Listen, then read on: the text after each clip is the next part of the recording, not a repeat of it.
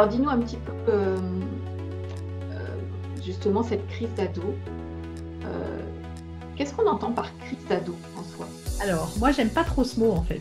Ouais, Oui, j'aime pas tellement ce mot parce que ça voudrait dire, d'abord, ça établit quelque chose qui est un peu gravé dans le marbre, c'est qu'il y aurait une crise d'adolescence. Comme il y aurait une crise de la quarantaine, comme il y aurait, tu vois. Et en fait, je sais pas, moi j'ai eu 40 ans, j'ai pas eu l'impression d'avoir été en crise à ce moment-là. Et j'ai une fille, j'ai plusieurs enfants, j'en ai 3 aussi, dont une qui a passé largement la période de l'adolescence et qui n'a jamais fait de crise à proprement parler. Après, je pense que c'est surtout le regard qu'on va porter, nous en tant que parents, sur ce qui se passe avec notre adolescente, justement. Et beaucoup de parents ignorent en fait, ou alors ont un peu cette réaction facile, comme on a avec les petits, quand ils se roulent par terre, de dire qu'ils font un caprice. ouais. Tu vois, et c'est un peu des lieux communs, c'est-à-dire l'enfant se roule par terre et comme nous on ne comprend pas, on va traduire ça comme eh ben voilà, à chaque fois c'est pareil, il fait un caprice parce qu'il veut que je cède pour que je lui achète des bonbons.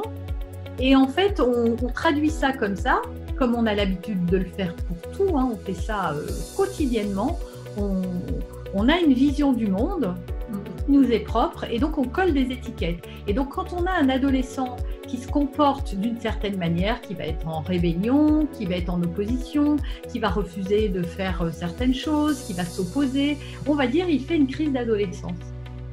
Moi, j'ai envie de dire que l'enfant est à une phase de son développement où il va commencer à ne plus accepter certaines choses.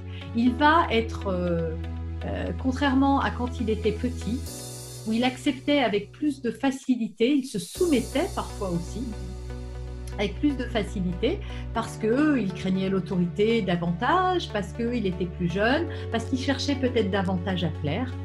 À l'adolescence, en fait, moi je pense que l'adolescence, c'est comme une loupe. C'est-à-dire que l'enfant, il ne change pas. Simplement, il se révèle. Et ce qu'il a pu accepter quand il était plus petit, des choses sur lesquelles il s'est peut-être un peu soumis, des choses qui l'ont peut-être dérangé, eh bien, à l'adolescence, il va commencer à peut-être s'affirmer davantage. Et moi, plutôt que d'une crise d'adolescence, j'aimerais parler d'une phase d'affirmation de soi.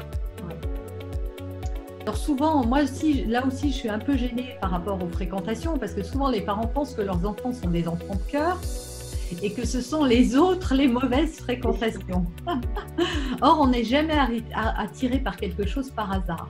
Et quand un enfant est attiré par quelqu'un, alors effectivement, hein, il peut vraiment être attiré par quelqu'un qui est le trublion de la classe, qui fait des bêtises sans arrêt, qui est connu pour ça. Mais dans ces cas-là, au lieu de paniquer, il faut s'intéresser à savoir mais pourquoi mon enfant est attiré par cette personne-là, plutôt que de dire je t'interdis de lui parler, je ne veux pas que tu... Parce que ça ne fait que renforcer le fait que l'enfant ne veut plus qu'on lui donne des ordres. C'est très important à cette étape-là, c'est pour ça que les parents ont du mal. L'enfant ne veut plus être traité comme un bébé et pour lui, donner des ordres, c'est parler à un bébé. Là maintenant, je veux, en fait, ce que dit l'enfant de manière très inconsciente, c'est « je voudrais que tu me parles d'égal à égal ». C'est fini, va mettre... D'ailleurs, pour réfléchir à ça, hein, en tant que parent, moi, je voudrais juste vous donner un petit exercice là. Et tu vas le faire en même temps, puis tu vas me dire ce que tu ressens. Je vais te dire quelques phrases. Va ranger ton bureau, viens manger, va faire ta douche, range ta chambre, viens ici tout de suite. Oui. T'as vu, c'est violent, hein? Ouais, c'est violent, c'est agressif, c'est... Hein, on le prend comme ça, on se dit waouh! Et c'est comme ça qu'on parle aux enfants. Presque tous, on s'en rend même pas compte. Pourquoi? Parce qu'on reproduit le modèle de nos parents. Hein. Ils parlaient comme ça. À l'école, les maîtresses parlent comme ça. Mettez vos manteaux, allez nana, mettez-vous en rang, 2 par 2. On nous parle comme ça. Mais t'imagines, tu arrives au bureau et ton patron, il dit « Va dans ton bureau, viens en réunion, ramasse ton cahier, range tes affaires. » C'est parfois comme ça, malheureusement. Oui, mais rarement autant. Hein. C'est vraiment aux enfants. Et bien l'adolescent, lui, quand il est plus grand, ça, il n'en veut plus. C'est agressif et là, il va nous le montrer. Ouais. Et du coup, effectivement, ça peut... engendrer le fait que, comme on disait, que le dialogue se coupe complètement. Absolument, parce que l'enfant va, quand il ne va pas se sentir compris, il va se fermer. Ouais.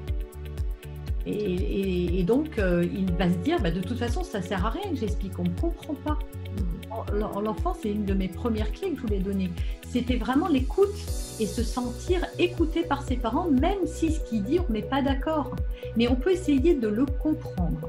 Écouter, ce n'est pas juste écouter, c'est comprendre. De dire, ok, qu'est-ce qui se passe? Parce que quand tu lui dis, ah, t'as pensé, lui, il se dit, mince. J'avais dit que je n'ai pas suivi mon engagement. J'ai dit que je le ferais. Pourquoi? Parce que c'est un enfant, il est ailleurs. Oui. C'est pas ta priorité. Ce que tu peux lui demander, c'est comment tu pourrais faire pour t'en souvenir. Et il va chercher. Et là, il va trouver des ressources. Comment tu pourrais faire pour t'en souvenir? Ouais, ça c'est une bonne clé en fait. La question vraiment à poser aux enfants, c'est toujours commencer par le comment.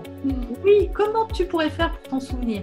Comment ça peut... Moi, c'est ce que je dis tout le temps à mes enfants. Mais quand elles me disent, ah, quand elles ont mal fait un truc ou oublié quelque chose, ou comment tu pourrais faire pour mieux t'en rappeler? Comment tu pourrais faire pour que ça soit mieux?